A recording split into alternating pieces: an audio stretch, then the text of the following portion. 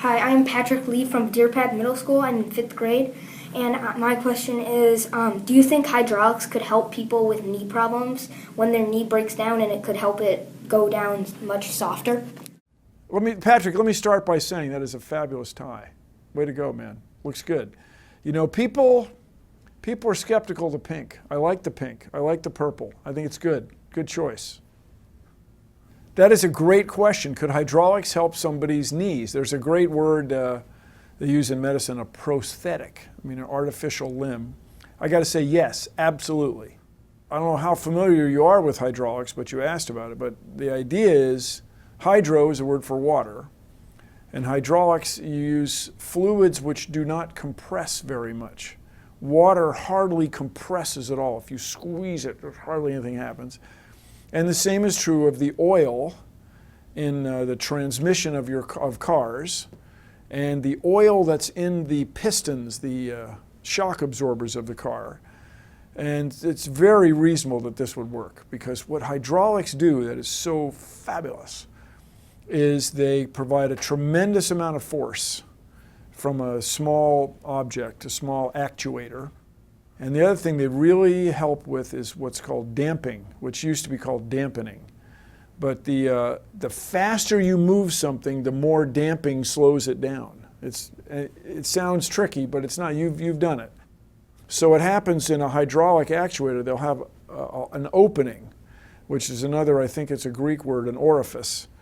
And so when you try to squeeze the oil or the water through that opening, it slows it down. And the faster you try to go, the more it slows it down. And this has to do with the nature of fluids.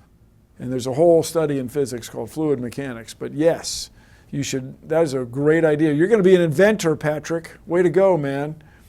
Let me tell you, I used to work at Boeing on the 747 airplane, which is getting to be an old airplane now. But the president still flies around on a 747. It's a Boeing plane like a 757, 767, 737, 787.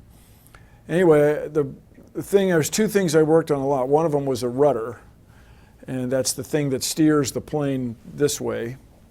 And that thing is so powerful. So there's a pump. There's 4 pumps by the engines, and each pump is unbelievably reliable, and they work for years and years because the thing they pump is oil. So they're always getting lubricated. They're always slippery inside, which keeps things from wearing out. Anyway, those pumps make 3,000, we used to all do it in English units, pounds per square inch. As they say, if you want to move a house, if you want to move the Washington Monument that far in a 20th of a second, a 747 rudder actuator will do it for you. And so that is a great idea, man. You can get so much force in hydraulics, and a knee could be the perfect place for it. And just notice when you go to do it, you're going to need a place for the actuator to push, and you're going to need something to pull with. Like in my day, I'm sure it still is, this is called a wishbone crank, because it's kind of like a wishbone. You're going to need a force, and you're going to need a lever, something that's not quite in the same axis as the force. You'll figure it out. That's a great idea, Patrick. Be an inventor. Change the world. Nicely done.